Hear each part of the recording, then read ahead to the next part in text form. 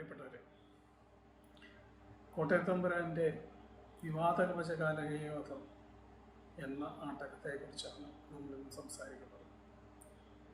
കാലകേയവധം എന്ന ചുരുക്കപ്പേരിലാണ് ഈ നാടകത അറിയപ്പെടുന്നത്. നിങ്ങൾക്കെല്ലാവർക്കും അറിയാവുന്നതുപോലെ തന്നെ കോട്ടയത്തമ്പുരാൻ 4 ആട്ടക്കഥകളാണ് രചിച്ചിട്ടുള്ളത്. കഥകളിയുടെ വ്യാകരണത്തിൻ്റെ അടിസ്ഥാനമായി പലപ്പോഴും കരുതപ്പെടുന്ന ആട്ടക്കഥകളിൽ പ്രധാനപ്പെട്ടവയാണ് ഈ 4 പ്രത്യേകിച്ച് പച്ചവേഷത്തിൻ്റെ ചിട്ടപ്രധാനമായിട്ടുള്ള അവതരണങ്ങൾക്ക് പലപ്പോഴും അടിസ്ഥാനമാകുന്നത് കോട്ടയത്തമ്പുരാൻ്റെ ആട്ടക്കഥകളാണ്. കൗന്ദേയർക്ക് പ്രാധാന്യം നൽകിക്കൊണ്ടുള്ള ആട്ടക്കഥകളാണ്. മഹാഭാരതത്തിൽ നിന്നെടുത്തുള്ള കഥകളാണ് കൗന്ദേയർക്ക്. കൗന്ദേയർ എന്ന് ഞാൻ എടുത്തു പറയാൻ കാരണം ധർമ്മപുത്രർ, ഭീമൻ, അർജുനൻ എന്നീ 3 പേരെ നായകരാക്കിക്കൊണ്ടാണ് കോട്ടയത്തമ്പുരാൻ തൻ്റെ കഥകൾ രചിച്ചിട്ടുള്ളത്. ചില നായികമാരും ഇതോടൊപ്പം തന്നെ അദ്ദേഹത്തിൻ്റെ കഥകളിൽ വരുന്നുണ്ട്. മറ്റൊരു പ്രധാനപ്പെട്ട കാര്യം, ഒരു കാലഘട്ടത്തിൽ അല്ലെങ്കിൽ മറ്റൊരു കാലഘട്ടത്തിൽ പാണ്ഡവർ വനവാസത്തിന് പോയിരുന്ന സമയമാണ് ഈ ആട്ടക്കഥകളുടെ മൂലകഥ നടക്കുന്നത്. ആദ്യത്തേതെന്ന് വിശ്വസിക്കപ്പെടുന്ന ഭഗവതം അരക്കില്ലത്തിൽ പാണ്ഡവർ താമസിക്കുന്നു.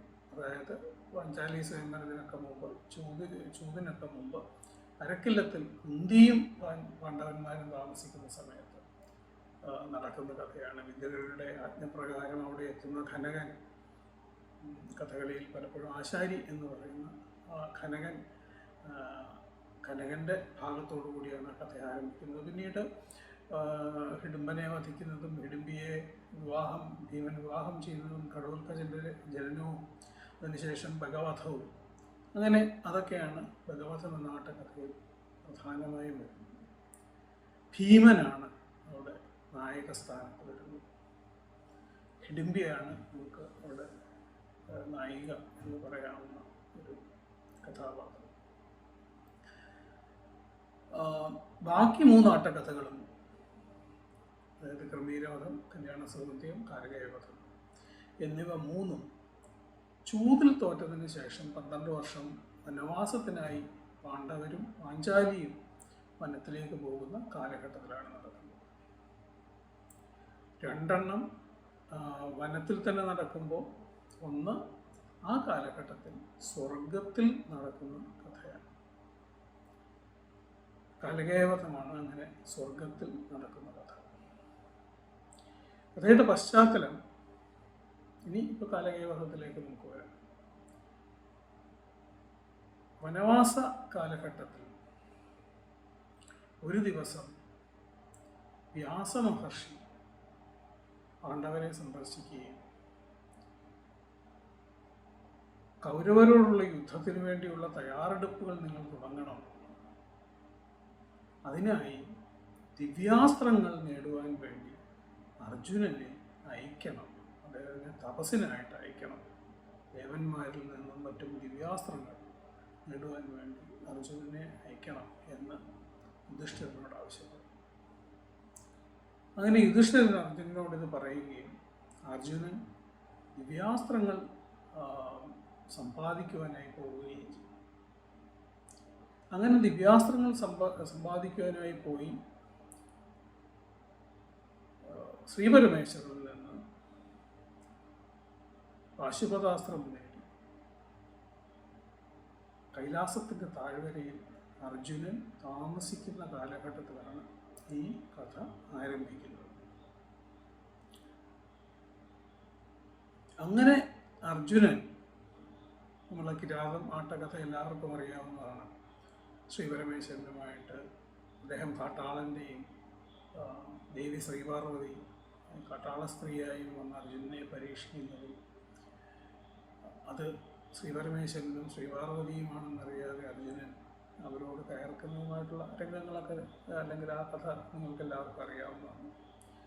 അങ്ങനെ ഒടുവിൽ ശ്രീപരമേശ്വരൻ്റെയും ശ്രീപാർവതിയുടെയും അനുഗ്രഹവും ദിവ്യാസ്ത്രങ്ങളും ഒക്കെയായി അവിടെ ഇരിക്കുന്ന അർജുനൻ ഈ സമയം ദേവലോകത്ത് നടക്കുന്ന ഒരു സംഭാഷണത്തോടു കൂടിയാണ് വിവാദകവച കാലകേവതം എന്ന ആട്ടക്കഥ ആരംഭിക്കുന്നത്. ഞാൻ നേരത്തെ പറഞ്ഞു, വിവാദകവചൻ കാലകേയൻ എന്ന് പറയുന്ന 2 അസുരന്മാരെ വധിക്കുന്ന ഭാഗത്തോടു കൂടിയാണ് ഈ ആട്ടക്കഥ അവസാനിക്കുന്നത്. മഹാഭാരതത്തിൽ വിവാദകവചനും കാലകേയനും ഓരോ അസുരനല്ല, ഒരു കൂട്ടം അസുരന്മാരാണ് വിവാദകവചന്മാരും കാലകേയന്മാരും എന്ന് പറയപ്പെടുന്നത്. എന്നാൽ ആട്ടക്കഥയിൽ അങ്ങനെ വരുമ്പോൾ അതിൻ്റെ അവതരണത്തിനുള്ള എളുപ്പത്തിന് വിവാദകവചൻ കാലകേയനും 2 അസുരന്മാരെയാക്കി കോട്ടയത്തമ്പുരാൻ മാറ്റിയിട്ടുണ്ട്. ഒരുപാട് വ്യത്യാസങ്ങൾ കോട്ടയത്തമ്പുരാൻ്റെ കഥകളെക്കുറിച്ച്, ആട്ടക്കഥകളെക്കുറിച്ച് നമ്മൾ പലപ്പോഴും പറയുമ്പോൾ തൻ്റെ നായകന് അല്ലെങ്കിൽ നായികയ്ക്ക് പ്രാധാന്യം കിട്ടുവാൻ വേണ്ടി അദ്ദേഹം കഥയുടെ കാല പരിഗണനയൊക്കെ മാറ്റി, അതിൻ്റെ സീക്വൻസൊക്കെ മാറ്റുകയും പുതിയ കഥാപാത്രങ്ങളെ ചേർക്കുകയും ചിലതിനെയൊക്കെ ഒഴിവാക്കുകയും ചില നിസാര രംഗങ്ങൾ വലുതാക്കുകയും ചില വലിയ രംഗങ്ങളെ ചെറുതാക്കുകയും ഒക്കെ ചെയ്തിട്ടാണ് കോട്ടയത്തമ്പുരാൻ തൻ്റെ ആട്ടക്കഥ രചിച്ചിട്ടുള്ളത്. അതുകൊണ്ട് തന്നെ വിവാദകവചന്മാരെ വിവാദകവചൻ എന്ന ഒരു അസുരനാക്കി മാറ്റുന്നതിനും അതിനുമൊക്കെ അപ്പുറത്തുള്ള പല വ്യത്യാസങ്ങളും മൂലകഥയിൽ നിന്ന് ഈ ആട്ടക്കഥയിൽ തന്നെ വരുത്തിയിട്ടുണ്ട്. കൃമിരോഗത്തിൽ സിംഹിക എന്നൊരു കഥാപാത്രത്തെ പുതുതായി സൃഷ്ടിക്കുക തന്നെ ചെയ്തിട്ടുണ്ട്, ശാർദൂലൻ സിംഹിക എന്നൊക്കെ. നമുക്ക് കലകേവതത്തിലേക്ക് തിരിച്ച്, അപ്പോൾ ഞാൻ പറഞ്ഞതുപോലെ അർജുനൻ ഇങ്ങനെ കൈലാസത്തിൻ്റെ താഴ്വരയിൽ ഇരിക്കുമ്പോൾ അദ്ദേഹത്തിൻ്റെ അച്ഛനായ ദേവേന്ദ്രനൊരാഗ്രഹമുണ്ട്, തൻ്റെ വീരനായ പുത്രൻ അർജുനനെ ഒന്ന് കാണണം. അപ്പോൾ അദ്ദേഹത്തെ കൂട്ടിക്കൊണ്ടുവരാൻ വേണ്ടി തൻ്റെ തേരാളിയായ മാതിലിയെ കൽപ്പിച്ചയക്കുന്ന രംഗമാണ് കവചകാലകേവതത്തിലെ ആദ്യത്തെ രംഗം. ആ രംഗം തൊട്ട് കാലകേയനെ വധിക്കുന്നത് വരെയാണ് കാലകേയവധം. എന്നാൽ ഈ ഒരു കഥ മുഴുവനായി ഇന്ന് ഒരുമിച്ച് അരങ്ങിൽ അവതരിപ്പിക്കുന്ന ഒരു രീതിയില്ല. കാരണം ഒരു രാത്രി മുഴുവൻ അവതരിപ്പിക്കാൻ വേണ്ടി എഴുതിയ കഥയാണ് അത്. ഇന്നത്തെ സാഹചര്യത്തിൽ 3-4 മണിക്കൂറിൽ കൂടുതൽ നമുക്ക് ഒരു കഥ തന്നെ അവതരിപ്പിക്കാറില്ല. അതുകൊണ്ട് ഈ ആട്ടക്കഥയെ 2ആയിട്ട് തിരിച്ചാണ് അവതരണങ്ങൾ നടക്കുന്നത്. ഇന്ന് നമ്മൾ സംസാരിക്കാൻ പോകുന്നത് അതിൻ്റെ പൂർവ്വഭാഗം അല്ലെങ്കിൽ ആദ്യ ഭാഗത്തെക്കുറിച്ചാണ്. വളരെ ലളിതമായിട്ടുള്ള ഒരാശയമാണ്. അതാണ് കോട്ടയത്തമ്പുരാൻ്റെ പല ആട്ടക്കഥകളിലും നമ്മൾ കാണുന്നത്. വളരെ ലളിതമായ ഒരാശയം, പക്ഷെ അതിൻ്റെ അവതരണം വളരെ വിപുലവും വളരെ മനോഹരവുമായി മാറുകയാണ് ചെയ്യുന്നത്. തൻ്റെ മകനെ കാണണം എന്ന് ഇന്ദ്രൻ തൻ്റെ തേരാളിയായ മാതിലിയോട് പറയുന്നു. മാതിലി ഭൂമിയിലെത്തി മകനായ അർജുനനെ കൂട്ടിക്കൊണ്ടുവരുന്നു. ദേവസഭയിലെത്തിയ അർജുനനെ ഇന്ദ്രൻ സ്വീകരിക്കുന്നു, അർദ്ധാസനം നൽകി ആദരിക്കുന്നു. അതിനുശേഷം അച്ഛൻ്റെ ഭാര്യ എന്ന നിലയിൽ അമ്മയുടെ സ്ഥാനമുള്ള ഇന്ദ്രാണിയെ കാണുവാൻ വേണ്ടി അർജുനൻ പോകുന്നു. ഇന്ദ്രാണിയെ കണ്ട് ദേവലോകം മുഴുവൻ നടന്നു കാണാനുള്ള ആഗ്രഹം പറയുന്നു. അതിനായി ഇന്ദ്രാണി അനുവാദം നൽകുന്നു. അതിനുശേഷം ദേവലോകം മുഴുവൻ നടന്നു കാണുന്നു. ഒടുവിൽ വലിയ ശബ്ദം കേട്ട്, ദേവന്മാരൊക്കെ പേടിച്ചോടുന്ന ശബ്ദം കേട്ട് എന്താണ് സംഭവിക്കുന്നതെന്ന് അറിയാൻ വേണ്ടി നോക്കുമ്പോൾ വജ്രകേതു, വജ്രബാഹു എന്നീ 2 അസുരന്മാർ ദേവലോകത്തെ ആക്രമിക്കുകയാണെന്നും തൻ്റെ അച്ഛൻ്റെ രാജ്യം ആക്രമിക്കപ്പെടുമ്പോൾ താൻ വെറുതെ നോക്കി നിൽക്കാൻ പാടില്ല എന്ന് തീരുമാനിച്ച അർജുനൻ ഈ വജ്രകേതുവിനെയും വജ്രബാഹുവിനെയും കീഴ്പ്പെടുത്തുവാൻ വേണ്ടി, അവരോട് യുദ്ധം ചെയ്യുവാൻ വേണ്ടി പോകുന്നതോടുകൂടി പൂർവ്വഭാഗം അവസാനിക്കുന്നു. ഈ 5-6 വരിയിൽ തീർക്കാവുന്ന കഥയാണ് ആശയം. 5-6 വരിയിൽ ഒതുക്കാവുന്ന ആശയമാണ് 3.5-4 മണിക്കൂർ നീണ്ടു നിൽക്കുന്ന മനോഹരമായ കഥകളിയുടെ അവതരണമായി മാറുന്നത്. അപ്പോൾ വളരെ സിമ്പിളായിട്ടുള്ള ആശയത്തെ വളരെ മനോഹരമായ ചൊല്ലിയാട്ടമാക്കി മാറ്റുന്ന ഒരു പ്രക്രിയയാണ് കഥകളിയിൽ നടക്കുന്നത്. കഥകളിയുടെ ആസ്വാദനത്തിന് അതുകൊണ്ട് തന്നെ ആ സാങ്കേതികമായിട്ടുള്ള അവതരണത്തെ ആസ്വദിക്കുവാൻ തയ്യാറാവുക എന്നുള്ളതാണ് ഓരോ ആസ്വാദകനും ചെയ്യേണ്ടത്. വളരെ ചെറിയ ആശയത്തെ, വലിയ ട്വിസ്റ്റുകളോ നാടകീയതയൊന്നും ഇല്ലാത്ത ആശയത്തെ എങ്ങനെയാണ് കഥകളിയിലെ ഏറ്റവും പ്രധാനപ്പെട്ട അവതരണങ്ങളിലൊന്നായി മാറ്റിയിരിക്കുന്നത്. ഏതൊരു ആദ്യാവസാന വേഷക്കാരൻ്റെയും ഏറ്റവും വലിയ വെല്ലുവിളിയും ഏറ്റവും വലിയ ആഗ്രഹവും കലകേവത്തിലെ അർജുനനെ അവതരിപ്പിക്കുക എന്നുള്ളത് തന്നെയായിരിക്കും. അല്ലെങ്കിൽ ആദ്യത്തെ 2 or 3 തനിക്ക് ചെയ്യണം എന്ന് ആഗ്രഹിക്കുന്ന 2 or 3 വേഷങ്ങളിലൊന്ന് ഈ അർജുനനായിരിക്കും. ഏതൊരു കഥകളിയെ അറിഞ്ഞ് ആസ്വദിക്കുന്ന ആസ്വാദകനും വീണ്ടും വീണ്ടും കാണണം എന്ന് ആഗ്രഹിക്കുന്നതും ഈ കാലകേവത്തിലെ അർജുനനായിരിക്കും. അപ്പോൾ കോട്ടയത്ത് തമ്പുരാൻ്റെ ഒരു പ്രത്യേകത, ഒരു നായകനെ അല്ലെങ്കിൽ ഒരു നായികയെ കേന്ദ്രസ്ഥാനത്ത് നിർത്തി ആ നായകനെ ചുറ്റിപ്പറ്റിയുള്ള കഥകൾ പറയുക എന്നുള്ള ഒരു രീതിയാണ്. കഥയുടെ സീക്വൻസിനല്ല, അല്ലെങ്കിൽ കഥയ്ക്കല്ല പ്രാധാന്യം. ആ കഥയിലെ ഒരു നായകനെയോ നായികയോ കേന്ദ്രസ്ഥാനത്ത് നിർത്തി നവരസങ്ങളിൽ ഏതെങ്കിലും ഒരു രസത്തെ പ്രധാന രസമായിട്ട്, തൻ്റെ കഥയിലെ ആ ഒരു ഭാഗത്തിൻ്റെ പ്രധാന രസമായി തിരഞ്ഞെടുത്ത് ആ രസാവിഷ്കാരത്തിന് സാധ്യത നൽകുന്ന രംഗങ്ങൾ സജ്ജീകരിച്ച് അങ്ങനെ ഒരു നായകനെയും ഒരു രസത്തെയും കൂട്ടിച്ചേർത്ത് നിർത്തി സാങ്കേതികമായിട്ട് അത് അനുവാചകർക്ക് അനുഭവമാക്കി മാറ്റുക എന്നുള്ളതാണ് കോട്ടയത്ത് തമ്പുരാൻ രീതി. കൊട്ടാരക്കര തമ്പുരാൻ കഥ പറഞ്ഞു പോവുകയായിരുന്നു ചെയ്തിരുന്നത്.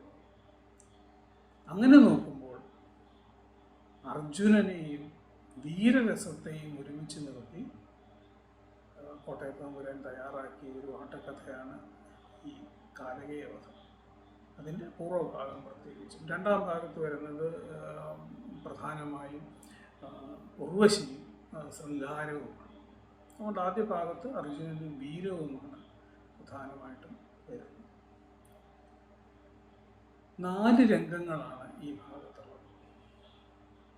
വേണമെങ്കിൽ 5 എന്ന് പറയാം. അവസാനത്തെ രംഗം തുടർച്ചയായി പോകുന്നതാണ് എങ്കിലും വേണമെങ്കിൽ 5 രംഗം എന്ന് പറയാം.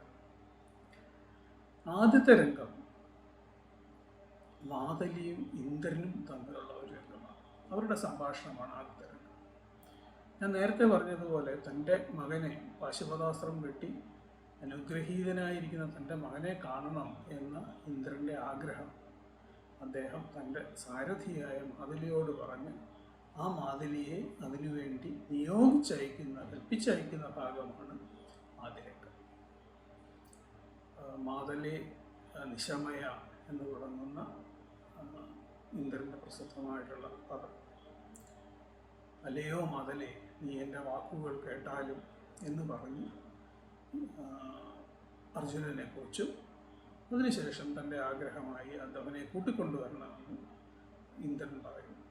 അതിന് മറുപടിയായി ഭവതീയ നിയോഗം എന്ന് തുടങ്ങുന്ന മാതലിയുടെ മറുപടി, അങ്ങയുടെ ആജ്ഞയനുസരിച്ച് ഞാനിതാ ഭൂമിയിലേക്ക് പോകുന്നു, അവിടെ ഇരിക്കുന്ന അർജുനനെ ഞാൻ കൂട്ടിക്കൊണ്ടുവരാം എന്ന് പറഞ്ഞു ഇന്ദ്രൻ പോകുന്നു.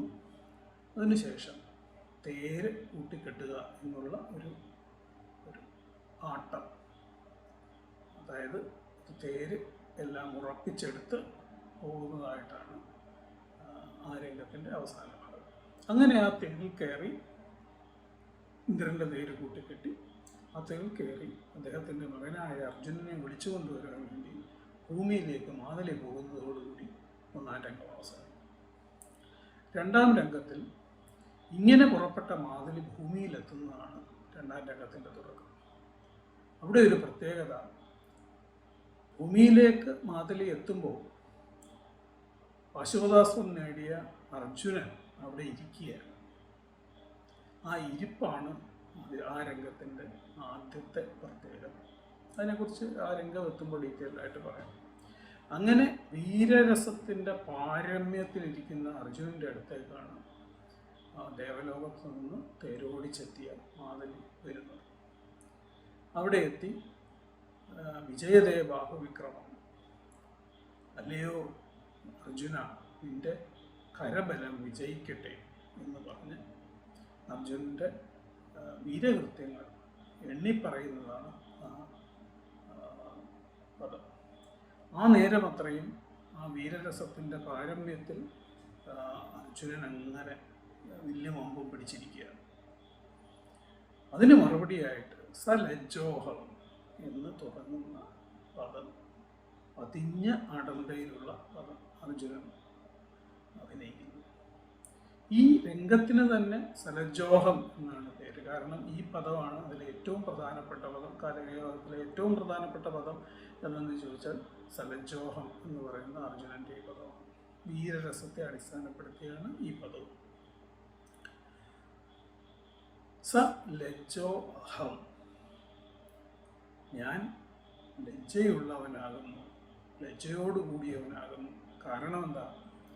എന്നെ ഇങ്ങനെ പുകഴ്ത്തുന്നു, അങ്ങ് അത് നിർത്തണം, അങ്ങ് നീ എന്നെ പുകഴ്ത്തരുത്. വീരത്തിൻ്റെ പാരമ്യത്തിൽ നിൽക്കുമ്പോഴും വിനയത്തിൻ്റെ എല്ലാ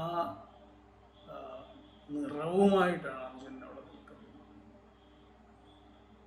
അങ്ങനെ പറയുന്ന ആ ഒരു പദം കഴിഞ്ഞിട്ട് അതിൽ അങ്ങ് ആരാണ് എന്നുകൂടി, ഈ തേരാരുടേതാണ്, അങ്ങ് ആരാണ് എന്ന് അർജുനൻ ചോദിക്കുന്നു. അതിൻ്റെ മറുപടിയായി താൻ ദേവേന്ദ്ര സാരഥിയായ മാതലിയാണ്, അങ്ങയെ കാണുവാൻ അച്ഛൻ ആഗ്രഹമുണ്ട്, അവിടേക്ക് കൂട്ടിക്കൊണ്ട് ചെല്ലാൻ വേണ്ടി അയച്ചതാണ് എന്നെ എന്ന് പറയുന്ന സന്തോഷത്തോടു കൂടി അർജുനൻ തേരിൽ കയറി പോകുന്നു. മൂന്നാമത്തെ രംഗം ദേവേന്ദ്രൻ്റെ രാജധാനിയായ സുധർമ്മയിലാണ്. അവിടെ മാതലി പ്രവേശിച്ച്, ഇന്ദ്രൻ അവിടെ ഇരിക്കുന്നു, മാതലി പ്രവേശിച്ച് ഇതാ അങ്ങയുടെ മകൻ വന്നിരിക്കുന്നു, നോക്കിയാലും എന്ന് പറഞ്ഞ് മാതലി നിഷ്ക്രമിക്കുന്നു, അർജുനൻ പ്രവേശിക്കുന്നു. അതിനുശേഷം ഇതുപോലെ തന്നെ അച്ഛനെ കണ്ട് കുമ്പിട്ട് മാറിക്കഴിഞ്ഞാൽ ജനകതവ ദർശനാൽ എന്ന് പറയുന്ന വീണ്ടും അടന്ത 56 അടന്ത പതിഞ്ഞ ഒരു പദമാണ്. അച്ഛ അങ്ങയുടെ ദർശനം കൊണ്ട് ഞാൻ പുണ്യവാനായിരിക്കുന്നു എന്ന് തുടങ്ങി കൗരവർ ചെയ്ത ക്രൂരതയെക്കുറിച്ച് പറയുകയും അതിനുശേഷം അവരെ തോൽപ്പിക്കുവാൻ അങ്ങയുടെ അനുഗ്രഹമുണ്ടാകണം എന്ന് പറഞ്ഞ് ആ പദം അവസാനിക്കുന്നു. ഇന്ദ്രൻ്റെ മറുപടി, അതിനുശേഷം ഇന്ദ്രൻ അർജുനന് അർത്ഥാസനം നൽകി ആദരിക്കുന്നു. അങ്ങനെ മൂന്നാമത്തെ രംഗം അവസാനിക്കുന്നു. അടുത്ത രംഗം അച്ഛൻ്റെ അനുവാദത്തോടുകൂടി അമ്മയെ കാണുവാൻ വേണ്ടി, ഇന്ദ്രാണിയെ കാണുവാൻ, അമ്മയുടെ സ്ഥാനമുള്ള ഇന്ദ്രാണിയെ കാണുവാൻ വേണ്ടി അർജുനൻ പോകുന്നു. അവിടെ ഇന്ദ്രാണിയെ കണ്ട് ഇന്ദ്രാണിയുമായിട്ടുള്ള ചെറിയൊരു സംഭാഷണം, അതിൽ സുഹൃതികളിൽ മുമ്പനായി എന്ന് പറയുന്ന ഭാഗത്ത് പ്രസിദ്ധമായ അഷ്ടകലാശം, അമ്മയെ കണ്ട ആ സന്തോഷത്തിൽ സുഹൃതികളിൽ ഏറ്റവും മുന്നിലാണ് ഞാൻ എന്ന് പറഞ്ഞുകൊണ്ടുള്ള അഷ്ടകലാശം. അതിനുശേഷം അമ്മയോട് എനിക്ക് ദേവലോകം മുഴുവൻ എന്നത് അടുത്തൊരു രംഗമായി വേണേൽ കണക്കാക്കാം, അവിടെ നിന്നിട്ട് ദേവലോകം മുഴുവൻ ചുറ്റി നടന്ന് കാണണം എന്ന് പറയുകയും അതിനുശേഷം ദേവലോകം ചുറ്റി നടന്ന് കാണുന്ന ഓരോ കാഴ്ചകൾ, ഐരാവതം, ഉച്ചൈസ്രവസ്, ചിലപ്പോൾ അമൃത് വെച്ചിരിക്കുന്ന കൊട്ടാരത്തെക്കുറിച്ചാടും, ദേവലോകത്തെ 3 തട്ടായി തിരിച്ച് അതിൻ്റെ വർണ്ണന, അങ്ങനെ ദേവലോകത്തിൻ്റെ വളരെ സമഗ്രമായൊരു വർണ്ണന. ആ വർണ്ണനയ്ക്ക് അവസാനം വലിയൊരു ശബ്ദം കേട്ടിട്ട് ദേവന്മാർ പരക്കം പായുന്നത് കണ്ട് ഇതാ ദേവലോകം ആക്രമിക്കപ്പെടും, എൻ്റെ അച്ഛൻ്റെ ലോകം സംരക്ഷിക്കേണ്ടത് തൻ്റെ കടമയാണ് എന്ന് പറഞ്ഞുകൊണ്ട് ആ അക്രമികളെ അമർച്ച ചെയ്യുവാൻ വേണ്ടി തീരുമാനിച്ച് അർജുനൻ പുറപ്പെടുന്നതോടുകൂടി ആ രംഗം അവസാനിക്കുന്നു. കലകേളത്തിൻ്റെ പൂർവ്വഭാഗവും അവസാനിക്കുന്നു. ഇതാണ് രത്നച്ചുരുക്കം. നമുക്ക് ഇനിയുള്ള 2ഓ 3ഓ വീഡിയോയിലായിട്ട് ഈ 4 രംഗങ്ങളും കുറച്ച് വിശദമായിട്ട് അതിൻ്റെ അവതരണപരമായ പ്രത്യേകതകൾ, അതാണ് ഈ കഥകളിലെ, ഈ ആട്ടക്കഥയിലെ പ്രാധാന്യം. നളചരിതം പോലെയോ മാങ്ങചരിതം പോലെയോ നാടകീയമോ വൈകാരികമായ സീക്വൻസുകളോ ട്വിസ്റ്റുകളോ ഒന്നുമല്ല. ഈ വളരെ സിമ്പിളായ ആശയത്തിൻ്റെ മഹത്തായ അവതരണം, അരങ്ങവതരണമാണ് പ്രധാനം. അതിനെക്കുറിച്ച് ഇനി 2ഓ 3ഓ വീഡിയോയിലായിട്ട്